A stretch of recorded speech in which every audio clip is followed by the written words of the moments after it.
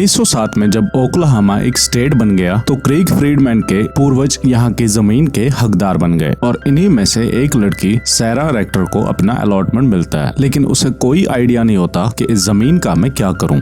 ये जमीन पूरी तरह बंजर थी और यहाँ पे आए दिन तूफान आते रहते और बहुत सारे सांप थे। उसके फादर कहते हैं कि हमें ये बेचनी होगी, लेकिन एक दिन सैरा को अपनी जमीन के अंदर कुछ सुनाई देता है। वो तेल की आवाज को बहते हुए सुन लेती है, जैसे कि नीचे कोई तेल की नदी बह रही हो। लेकिन सैरा के पेरेंट्स को उस पर यकीन नहीं होता और इनके पास इस प्रॉपर्टी का टैक्स देने के लिए $30 भी नहीं होते। लेकिन सैरा को यकीन होता है कि उसने तेल की आवाज सुनी है। वो कहती है खुदा ने मुझे कान दिए ये सुनने के लिए और उसने मुझे ये जमीन भी किसी रीजन से दिया है। तो सैरा और उसके फादर जो इस स्टेट के ऑयल कंपनीज के पास जाते हैं, लेकिन ये लोग एक काले आदमी यानी कि ब्लैक इंसान को अपने ऑफिस में भी आने नहीं देते और हर कोई जो को बाहर निकालता था। जो एक कंपनी के पास जाता है, पैन ओक्लाहोमा पेट्रोलियम, लेकिन वो इसे कूड़ा उठाने वाला समझ लेते हैं। इसी दौरान सैरा एक कैफे में जाती है और ये कैफे सिर्फ गोरे लोगों का होता है और यहीं पे बैठा हुआ एक आदमी सैरा को पानी के बजाय लेमनेड ऑफर करता है क्योंकि सैरा को बहुत प्यास लगी थी। लेमनेड पीने के बाद ये वेट्रेस इस कप को टॉवल से उठाती है। सैरा इस आदमी का शुक्रिया करने लगती है, लेकिन ये वेट्रेस सैरा को तुरंत बाहर निकालने लगती है। दूसरी तरफ जो के हाथ में कूड़ा पकड़ा देते हैं और वो कहता है कि मैं यहाँ पे कूड़े के लिए नहीं हूँ, मैं यहाँ पे ये कहने के लिए आया हूँ कि क्या आप मेरी बेटी की जमीन पे खुदाई करके ऑयल निकालेंगे। और इसी टाइम पे सैरा भी अंदर आती है। वो कहती है मेरे पास 160 एकड़ की जमीन है और उसके नीचे तेल है। यहाँ तक कि सैरा इनको मैप पे अपने जमीन की लोकेशन भी दिखाती है। वो मैप भी पढ़ सकती है। बिग जिम उसके साथ उसकी जमीन पे जाते हैं और वो कहता है कि हमें यहाँ पर बहुत खुदाई करनी होगी और इसमें हमारी कंपनी का बहुत सारा पैसा और रिसोर्सेज खर्च होने वाले हैं और हमें कई 100 फीट जमीन के अंदर खोदना होगा और इसमें हमें महीनों लगने वाले हैं। तो सैरा कहती है कि तुम्हें पहले इस जमीन को लीज पे लेना होगा और बिग जिम इसकी समझदारी से इम्प्रेस होता है। तो बिग जिम अपना स्टैंडर्ड कॉन्ट्रैक्ट सामने रखता है। मैं तुम्हें 6 महीने के लिए 1 एकड़ के 50 सेंट्स दूंगा। लेकिन सैरा को पता था कि स्टैंडर्ड रेट्स 50 सेंट्स नहीं है बल्कि $1 है और साथ ही वो इनसे 1/8 रॉयल्टी भी डिमांड करती है। तो बिग जिम कहता है कि ठीक है, मैं तुम्हें 8 पॉइंट्स दूंगा अगर यहाँ पे तेल हुआ तो। पहले सैरा इस पूरे कॉन्ट्रैक्ट को ध्यान से पढ़ती है। जब जो इसे इस बारे में पूछता है तो सैरा उसे रॉयल्टी के बारे में पूरा समझाती है। इसके बाद 3 महीने के लिए पैनोक की कंपनी यहाँ पे ड्रिलिंग करना स्टार्ट करती है। काम पूरी तरह से शुरू होता है, लेकिन 3 मंथ बिग जिम कहता है हमें नीचे कुछ तेल नहीं मिला और तुम ये सारा सामान रख सकते हो। इस सामान को हमें वापस लेने में बहुत पैसा लगेगा, इसलिए हम इस सामान को यहीं पे छोड़ रहे हैं। और ये सुनकर सैरा को हारा हुआ महसूस होता है और कुछ दिन के बाद एक आदमी इनके घर पे आता है उस जमीन को खरीदने के लिए। वो जो से कहता है क्यों ना हम आपस में बात कर लें। तो जो सैरा को जाने के लिए बोलता है। जब सैरा जाती है वो कहती है ये मेरी जमीन है और वो यही साइड पे रहकर सब कुछ सुन लेती है। वो आदमी जो से कहता है कि मैं तुम्हें 1 एकड़ के $2 दूंगा। तो जो कहता है मुझे काउंटी ऑफिस से पता चला है कि ये जमीन $3 पर एकड़। ये आदमी कहता है कि इस जमीन की इतनी वैल्यू नहीं है। तो जो कहता है कि ये मेरी बेटी की जमीन है और मुझे थोड़ा प्रॉफिट तो चाहिए। तो ये आदमी तुरंत से $6 ऑफर करता है। जो कहता है ठीक है ये एक अच्छा ऑफर है, लेकिन मुझे पहले अपनी बेटी से पूछना होगा। ये सुनकर ये आदमी यहाँ से जाने लगता है, लेकिन सैरा समझ जाती है कि इस आदमी को पैन ओकी कंपनी ने भेजा होगा। जरूर इन्होंने वहाँ पे कुछ खोजा है और अब वो इस जमीन को हड़पना चाहते हैं। तो सैरा की माँ तुरंत से लैंड डीड निकालती है। गोरे लोग इस जमीन के साथ कुछ भी कर सकते हैं अगर ये कागज उनके हाथ में आ गया। तो ये पूरी फैमिली इस रेंट डीड को जमीन में छुपा देते हैं और तभी वो एक कार को आते हुए देख लेते हैं। सैरा की फैमिली छुप जाती है और इस गाड़ी में से कुछ लोग गन्स लेके उतरते हैं और इनके घर में जाकर इस रेंट डीड को ढूंढने लगते हैं। सैरा का डॉग ब्लू उनकी तरफ भौंकते हुए दौड़ता है, लेकिन वो उसे गोली मारते हैं। ये लोग यहाँ से चले जाते हैं और बिग जिम इनके ऊपर गुस्सा होता है। अब सैरा को भी पता चलता है कि ये लोग इस रेंट डीड को पाना चाहते हैं। इसी दौरान सैरा का डॉग ब्लू जिसे गोली लगी है वो भागकर कहीं चला गया है। सैरा कहती है कि ये रेंट डीड एक शाप है, वो हमें भी मार देंगे। लेकिन रोज कहती है कि तुम ही ने तो कहा था कि भगवान ने ये जमीन हमें किसी रीजन से दी है। इसके अगले दिन सैरा अपने डॉग को ढूंढने जाती है और उसे सिर्फ उसका कॉलर मिला और ब्लू को ढूंढते हुए सैरा इस ऑयल कैंप पे पहुंच जाती है और सैरा इन लोगों के सामने गुजरने से डरती नहीं थी। और तभी सैरा दौड़ते हुए उस आदमी के पास जाती है जिसे वो कैफे में मिली थी। सैरा कहती है कि हम उस कैफे पे मिले थे और तुम न्यूज़पेपर में कुछ नाम पढ़ रहे थे। बर्ड का पार्टनर मेस कहता है हाँ शायद ये वही है। बर्ड भी तेल की खोज कर रहा था। वो अपने आप को एक फाइंडर और एक वाइल्ड कैट कहता है। तो सैरा समझाती है कि मेरी जमीन के के नीचे तेल है। पैनो की कंपनी ने मेरी जमीन को लीज पे लिया और मुझे धोखा देना चाहा, ये कह करके ये जमीन सूखी है, और उन्होंने एक आदमी बेचकर मुझे फंसाना चाहा ताकि मैं इनको इस जमीन का हक दे दूं, और वो मुझे 1 एकड़ के $6 देने लगे, वो भी एक सूखे होल के लिए। सैरा को अब एक पार्टनर की जरूरत थी, कोई ऐसा जो उसे इस तेल को बाहर निकालने में मदद करे, लेकिन बर्ट कहता है गुड लक विद दैट, और ये सुनकर सैरा गुस्सा होती है। मैं तुम्हें एक बिजनेस प्रोपोजिशन डील दे रही हूँ और तुम मुझे एक बच्चे की तरह ट्रीट कर रहे हो। बर्ट उठता है और सैरा की तरफ जाने लगता है। वो उसे इसके जमीन के बारे में पूछता है और बर्ट के पास अपने इक्विपमेंट नहीं होते कि वो इस तेल को बाहर निकाल सके, तो सैरा कहती है कि कोई प्रॉब्लम नहीं, पैनो की कंपनी ने सारा सामान मेरी जमीन पे छोड़ दिया है। और ये सुनकर बर्ट अपने पार्टनर मेस को उठाकर सैरा के साथ जाने लगता है, लेकिन सैरा कहती है कि जाने से पहले हमें अपने टर्म्स पेश करने होंगे। ये लोग एक 50-50 स्प्लिट पे मान जाते हैं और हाथ मिलाते हैं। बर्ट चौकन्ना था जब वो ग्रेड ए के इक्विपमेंट यहाँ पे देखता है और कहता है कि ये एक अच्छी जमीन है, ये जमीन एक डोम की शेप में है। तो बर्ट सैरा के पेरेंट्स की दुआएं लेकर ड्रिलिंग स्टार्ट करता है। पैनो की कंपनी ने ऑलरेडी 1000 फीट गहरा खोद लिया था और इस रिग को हटाने के बाद वो इसको एक नया नाम देते हैं, सैराज ऑयल। एक दिन बातें करते हुए बर्ट कहता है मेस और मैंने गोल्ड और सिल्वर से शुरू किया था और अब हम तेल निकाल रहे हैं, हमने सब कुछ किया है। एक बार मैंने 70,000 एक गशर पे जीत लिए थे, उसके बाद मैंने दूसरा होल खोदा जिसमें वो सारे 70,000 खर्च हो गए। इन्हें यकीन था कि यहाँ पे तेल है, लेकिन क्वेश्चन था कितना। और इसी टाइम पे बिग जिम यहाँ पे आता है। मेस साइड में जाकर गन उठाता है तो बिग जिम कहता है कि ये मेरी जमीन है, मैं तुम्हें यहाँ से जाने के लिए 20 मिनट देता हूँ। उसके पास लीज होता है, लेकिन बिग जिम ने इसकी डेट को चेंज कर दिया था। तो सैरा कहती है कि तुम स्कूल के बच्चों की तरह चीटिंग क्यों कर रहे हो। बर्ट अपनी गन बिग जिम की तरफ तान देता है, तो बिग जिम बर्ट को एक बंको मैन कहता है, कोई ऐसा जो औरतों के पैसे लूटता हो। तो बिग जिम सैरा को 1 एकड़ के $20 ऑफर करता है, लेकिन सैरा कहती है कि मुझे नहीं बेचना। बिग जिम के आने से बर्ट समझ लेता है कि यहाँ पे बहुत सारा तेल है और ये इन्हें फंसाकर इनसे ये जमीन हड़पना चाहते हैं। और एक दिन ड्रिलिंग करते हुए उनकी मशीन में प्रॉब्लम आती है। बर्ट मेस को कहता है कि मशीन रोक दो। हर कोई डरा हुआ था कि मशीन फट जाएगी। मेस नीचे से देखता है और कहता है कि मशीन फंस गई है और ये करीबन 1500 फुट नीचे थे, लेकिन ये इस रास्ते का अंत हो सकता है, हमें इस कुएं को छोड़ना होगा। लेकिन मेस कहता है कि हम लूज पत्थरों को डायनामाइट से फोड़ सकते हैं। बर्ट को लगता था कि ये बहुत रिस्की होगा और इसमें बहुत सारा बारूद खर्च होगा। और तभी सैरा कहती है इसमें कोई शक नहीं कि खाली कुएं खोद के आए हो, तुम बहुत जल्दी हार मानते हो। तो मेस वॉल हुक का सजेस्ट करता है, लेकिन ये आइडिया कभी कभार काम करता था और वॉल हुक्स को ढूंढना बहुत मुश्किल था और इन्हें और सामान की जरूरत पड़ेगी जिसमें और पैसा लगने वाला है। सैरा कहती है कि मेरी टीचर कहती है जिंदगी में हर चीज का वैल्यू है और जो हमें यहाँ पे मिला है उसकी भी वैल्यू है। और ये सुनकर बर्ट के दिमाग में एक आइडिया आता है। वो मिट्टी का एक सैंपल उठाकर सैरा के साथ जियोलॉजिस्ट के पास जाकर इसको टेस्ट करने जाता है और इस टेस्ट के $10 लगते हैं। बर्ट अपने सारे जेबों में से पैसे निकालकर $10 जमा करता है। टेस्ट में कुछ घंटे लगने वाले थे और बर्ट और सैरा बाहर वॉक पे जाते हैं और बर्ट को एक औरत मिलती है। बर्ट कहता है कि मैं तुम्हारे मरे हुए हस्बैंड को जानता था जो कि उसके नाम पर कुछ छोटे मोटे ऑयल लीसेस खरीदने वाला था। बर्ट इस औरत को अपने अल्फाजों से बहलाता है और ये उसे डिनर के लिए इनवाइट करती है। मतलब दूसरे शब्दों में बर्ट ने इस औरत के साथ पहले भी फ्लर्ट किया था। इसके कुछ देर बाद जियोलॉजिस्ट इनसे कहता है कि इस पॉइंट से कुछ 1000 फीट नीचे तेल मौजूद है और ये अच्छा ऑयल नहीं है क्योंकि इसमें सॉल्ट वाटर मिला हुआ है। बर्ट और सैरा फिर से मायूस होते हैं, लेकिन बर्ट को कुछ ठीक नहीं लगता। वो बाहर यहाँ पे वेट करते हैं। जैसे ही जियोलॉजिस्ट अपने ऑफिस से बाहर निकलता है, बर्ट उसे पकड़ लेता है। कहाँ जा रहे हो? ये जियोलॉजिस्ट इस सैंपल को पैनो की कंपनी के पास लेने वाला था। उन्होंने इसे पैसे दिए थे और अब इनको इस सैंपल को अच्छे से टेस्ट करवाना था। बर्ट कहता है कि यहाँ ऊपर एक गाँव में बूढ़ा आदमी रहता है। वो इस टाउन को कून कहकर बुलाता है और कून एक रेसिस्ट टर्म है। ये सुनकर सैरा को गुस्सा आता है तो बर्ट को लगता है कि उसने कुछ गलत कहा है। वो सैरा से माफी मांगता है तो सैरा कहती है कि इस तरह की बातें कुछ लोगों के साथ ऑटोमेटिक होती है। तो बर्ट कहता है लेकिन वो मैं नहीं हूँ। सैरा कहती है आगे जो गाँव है उसका नाम टैफ्ट है, वो काले लोगों का टाउन है, यानी कि ब्लैक पीपल टाउन, यानी कि मेरा टाउन। वो इस बूढ़े आदमी को देखने जाते हैं जिसके पास किसी भी स्कूल की या कोई भी रिकॉग्नाइज्ड डिग्री नहीं थी और वो कहता है कि मैं सभी जिंदा रहने वाले जियोलॉजिस्ट में से सबसे ज्यादा जानता हूँ। वो टेस्ट के $5 चार्ज करता है। तो बर्ट और सैरा यहाँ पे बैठ के टेस्ट के खत्म होने का वेट करते हैं। जब टेस्ट कंप्लीट होता है तो जियोलॉजिस्ट बहुत एक्साइटेड होता है। वो कहता है कि मैंने पहले कभी ऐसा नहीं देखा है, ये तेल बहुत डेंस है जो कि एक चेतावनी है। ग्रेविटी की रीडिंग 40 डिग्री पर हुई थी जो कि सबसे हल्का था और ये क्रूड ऑयल इतना प्योर है कि ये जमीन पूरे ओक्लाहोमा में सबसे महंगी हो सकती है। इस जमीन में ट्रेनू बर्बर ऑयल था लेकिन इनका कुआं फंस चुका था और इसे ठीक करने में इनको बहुत पैसे चाहिए थे। तो मेस कहता है कि क्या हम बैंक की चोरी करेंगे। तो अगले दिन बर्ट बैंक में लोन मांगने के लिए जाता है। वो इन्हें अपना सैंपल दिखाता है। बर्ट इनसे $2000 मांगता है ताकि वो वॉल हुक खरीद सके, लेकिन बैंक एक फंसे हुए कुएं पे लोन नहीं दे सकता। इसमें बहुत रिस्क होता है। जैसे वो निकल रहा था, बर्ट को कुछ औरतें दिखती हैं और वो इनके साथ कैफे के बाहर फ्लर्ट करने लगता है और वो एक के बाद एक औरत को इसी सेम कैफे में लेके जाता और यहीं पे बैठे सैरा इस पूरे ड्रामा को देख रही थी और वो सीधा इनके पास जाती है। मैं बर्ट की बिजनेस पार्टनर हूँ और वो अपना प्रस्ताव इस औरत के सामने रखती है। हमें इक्विपमेंट चाहिए और ये बहुत महंगा है। सैरा कहती है कि बर्ट दूसरी औरत से भी बात कर रहा था, वो भी बहुत खूबसूरत है, लेकिन मुझे नहीं लगता ये उसको तुमसे ज्यादा लाइक करता है। और यहाँ की वेटर्स इस मार्शल को कुछ कहने को कहती है। जैसे ही बर्ट और सैरा मार्शल को देखते हैं, वो उठ के यहाँ से चले जाते हैं। बर्ट यहाँ से जाके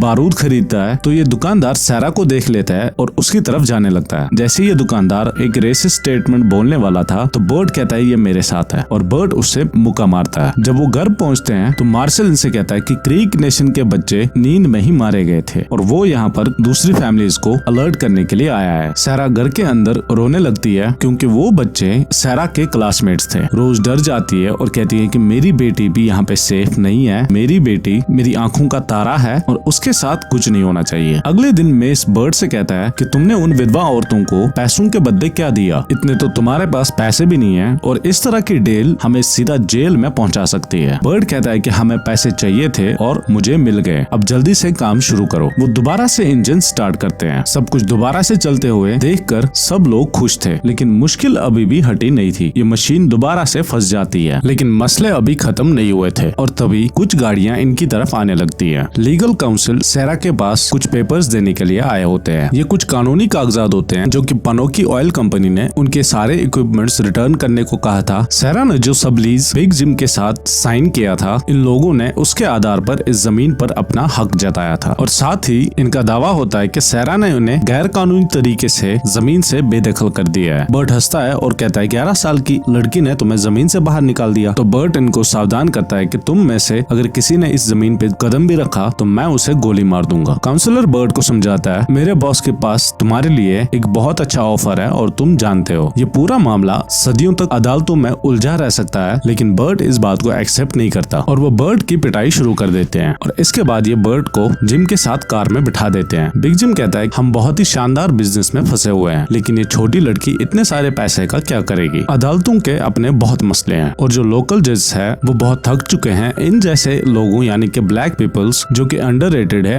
अनएजुकेटेड है, एक्स स्लेव पॉपुलेशन को डील करते करते थक चुका है। ये स्टेट गोरे लोगों से चलती है और स्टेट भी हम जैसे व्हाइट गार्डियंस यानी कि हम जैसे गोरे लोगों का साथ देती है और बर्ट को भी सैरा का गार्डियन बनना होगा और उसके बाद तुम ये जमीन पैनोकी को भेज सकते हो। बर्ट कुछ देर रुकता है और उनसे 15 पॉइंट्स इन रिटर्न मांगता है। बिग जिम कहता है कि स्टैंडर्ड रॉयल्टी 12.5 है। तो बर्ट कहता है कि अगर तुम मुझे इस लड़की को बहलाकर मनवाना चाहते हो तो तुम्हें मेरा फायदा भी देखना चाहिए। बिग जिम मान जाता है। इसके बाद बर्ट सैरा से कहता है कि अपनी सारी राइफल्स उठाओ और घर से निकल जाओ। तो रोज डरते हुए कहती है कि अगर उन्हें जमीन चाहिए तो उन्हें दे दो। रोज को सिर्फ अपनी बेटी की सेफ्टी पड़ी थी। बर्ट मेस को पैनों की डील के बारे में बताता है। हमें 15% मिलेंगे और तुमने सैरा की मॉम को भी सुना, उनको अपनी बेटी की सेफ्टी चाहिए और ये कुआं बुरी तरह से फंसा हुआ है। तो हम बस इतना कर सकते हैं कि इन बड़े कुत्तों को आने दो और यहाँ पे दूसरा कुआं खोद लेंगे। लेकिन मेस सैरा को धोखा नहीं देना चाहता। तो बर्ट कहता है कि जिस दुनिया में हम रह रहे हैं ये लोग सैरा को जो कि ब्लैक होती है उसको ये सारी दौलत नहीं दे सकते और इसके अलावा मैं बाद में इसका हिसाब चुकाऊंगा। इसी बीच जब सैरा का परिवार घर पहुंचा तो उनका कुत्ता वापस आ गया था। वो जिंदा था। उसे देखकर सभी खुश थे। उस रात रोज सैरा से पूछती है अगर मैंने तुमसे पहले पूछा होता तो तुम पुराने ब्लू को वापस पाने के लिए क्या दोगी? तो सैरा कहती है सब कुछ। रोज ने कहा तुम अब भी वैसा ही महसूस करते हो। रोज को लगा कि ये एक इशारा है। अगले दिन बर्ट सारा को उन पेपर्स पे साइन करने के लिए ले आया। सारा कहती है इससे तुम मेरे जिंदगी के मालिक बन जाओगे। मैं चाहता हूँ कि तुम मुझ पर भरोसा करो क्योंकि मैं जानता हूँ कि सिस्टम को कैसे काम करना चाहिए। जैसे ही सारा ने साइन किया वो अपने पेरेंट्स की तरफ देखती है। वो बर्ट से पूछती है ये इसलिए है ताकि तुम मेरी रक्षा कर सको? तो बर्ट कहता है हाँ। तो सारा साइन करती है। अब ये सुनिश्चित करने के लिए कि सब कुछ ठीक हो गया है यानी सेटल हो गया है, इसके लिए कोर्ट में एक सुनवाई होगी और सारा पहले की तरह बर्ट से हाथ मिलाती है और बर्ट चला जाता है। जो को बर्ट पर ज्यादा भरोसा नहीं था। वो अपनी पूरी जिंदगी दौलत के पीछे भागता रहा। क्या वो भरोसे के लायक है? सारा को लगा कि वो है, पर उसके पिता पिता को नहीं। सारा की माँ कहती है ठीक है, लेकिन मैं अपने डिनर टेबल पे ये सब बर्दाश्त नहीं करूंगी। तुम ये नहीं देख सकते कि किसी इंसान के दिल के अंदर क्या है, लेकिन कल हम सिर ऊंचा करके अदालत में जा सकते हैं। इसका मतलब था कि सारा को जज के सामने बोलना होगा। अगले दिन कोर्ट के बाहर बहुत सारे रिपोर्टर आ चुके थे और वो इस गार्डियन लॉ के खिलाफ थे, क्योंकि बहुत से व्हाइट पीपल्स अपने ब्लैक ट्रस्टीज से तेल की जमीनें चुरा रहे थे और सबको पता चल गया था कि सारा की जमीन के नीचे तेल है। सारा कोर्ट में पहुंची। एक औरत मिस बलार्ड सारा की हेल्प करने के लिए तैयार हो गई, लेकिन जज ने उन्हें फिर से बिठा दिया। जज सारा से सारी बातें जांच लेता है तो सारा पूछती है क्या मेरे पेरेंट्स ऐसा नहीं कर सकते? स्टेट ने मुझे ये प्रॉपर्टी अपने पूर्वजों के कारण दी है। सारा कहती है कि जब इस जमीन पर सिर्फ घास फूस और चिपकलियां थी वो सारी मेरी थी, लेकिन जब लोगों को पता चला कि उस पर तेल है तो वो सोचने लगे कि ये उनकी है और इसलिए मुझे अपना एक गार्डियन लाना था। सारा बस वही रख चाहती थी जो उसे दिया गया था। तो सारा कहती है कि क्या यही कानून नहीं है, और इस कोर्ट में सारे लोग सारा का साथ देने लगते हैं। जज ने इस केस को क्लोज करते हुए बर्ट को गार्डियनशिप दे देता है। बर्ट का दिमाग घूम रहा था। जैसे ही वो बाहर निकले तो जो बर्ट से उन कागजात की कॉपी मांगता है। मिस बर्नार्ड उनकी तरफ से हर चीज पे नजर रखेगी तो बर्ट ने कागजात सौंप दिए। बर्ट सारा से कहता है तुम बस मुझ पे भरोसा रखो। इसके बाद वो सीधे बिग जिम के पास जाता है तो बर्ट सारा से कहता है कि मुझे 15 पॉइंट चाहिए, लेकिन जमीन के लिए नहीं, लेकिन उसके आसपास जो हर कोई पार्सल है। बर्ट जानता था कि सारा की जमीन पे 40.6 ग्रेविटी है और बिग जिम उनके तेल को चुराने के लिए आसपास के पार्सल खरीद रहा था। बिग जिम चुपचाप बर्ट की शर्तें मानता है। बर्ट कहता है और मैं उसकी सुरक्षा की गारंटी चाहता हूँ। इसी दौरान सारा बर्ट को पैनो की ऑफिस में जाते हुए देख लेती है। वो उसके पास जाती है और कहा तुमने कहा था तुम मेरे साथ सब सही करोगे। बर्ट कहता है मैं कर रहा हूँ, मेरे पास एक प्लान है। तेल का व्यापार कठिन है। बर्ट कहता है तुम्हें अपना हिस्सा मिलेगा, लेकिन सारा कहती है ये मेरे बारे में नहीं है, ये आपकी आत्मा के बारे में है मिस्टर बर्ट। इसके बाद बेस सारा के परिवार को घर पे छोड़ता है, लेकिन वापस आते हुए उसे एक छिपी हुई कार दिखाई देती है। ये पैनोकी के आदमी थे। उन्होंने बंदूकें निकाली और मेस का सामना किया। मेस ने भी अपनी बंदूक निकाली, लेकिन ये दो थे और वो मेस को मार देते हैं। गोलियों की आवाज सुनकर रोज अपने दोनों बच्चों को क्रीक नेशन की ओर भागने को कहती है। दूसरी तरफ पैनोकी के आदमी उनके घर के बाहर आ चुके थे। रोज एक चाकू पकड़ती है और जो अपना